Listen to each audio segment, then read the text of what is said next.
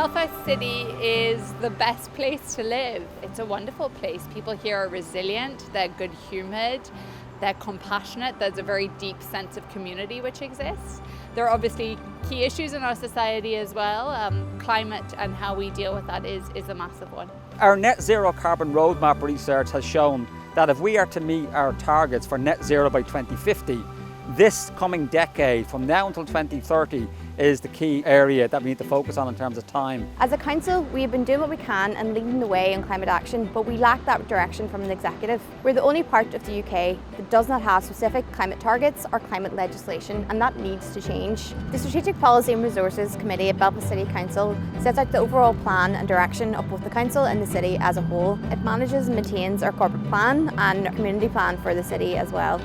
We're focusing on partnership, working with different organisations. Belfast City Council, alongside Queen's University, has the Climate Commission, which is a think tank on these issues. Belfast City Council is engaging with a number of cities across the world, and we're very conscious about raising our ambition as a city. We've joined the Race to Zero, the One Cities Planet Challenge, and also looking at climate finance. And these are a number of challenges and initiatives that cities across the UK have engaged with, and it's really about making sure that we're monitoring what we're doing, that we're accountable, but also that we're being ambitious and we're delivering as much as we can.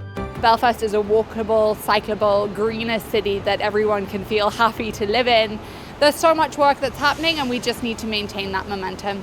So it's really important that we stay motivated and that we stay inspired, because there's no reason why we shouldn't have a clean, safe, green city in 2050. We just have to keep working together.